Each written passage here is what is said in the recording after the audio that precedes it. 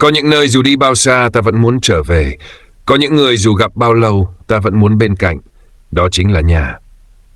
Nhưng nhà không chỉ là 4 bức tường hay một địa chỉ. Nhà là nơi có hai người. Một người pha trà, một người ngâm thơ. Một người mộng mơ, một người thực tế. Một người tinh tế, một người như trẻ nhỏ. Một người không bao giờ từ bỏ. Và người kia cũng không bao giờ buông tay. Trong thế gian đầy đổi thay, thật may vì nhà luôn có hai người. 1. Tình yêu không phải là tìm một người hoàn hảo, mà là cùng nhau hoàn thiện. Người ta thường hỏi, thế nào là một tình yêu bền vững? Là khi hai người chẳng bao giờ cãi nhau, hay là lúc luôn đồng điệu trong mọi thứ? Không phải vậy. Tình yêu không phải là tìm một người hoàn hảo, mà là tìm một người sẵn sàng cùng bạn vượt qua những điều chưa hoàn hảo.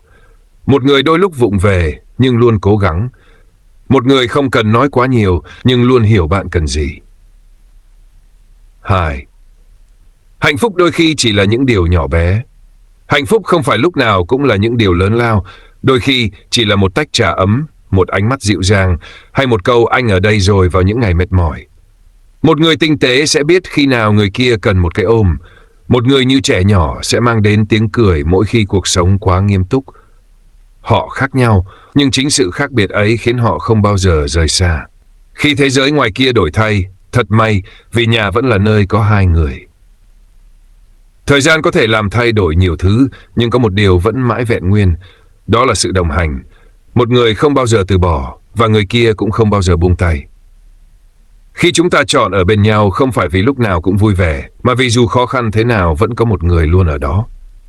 Nhà không phải là nơi hoàn hảo, nhưng nhà là nơi có hai người sẵn sàng vì nhau mà cố gắng.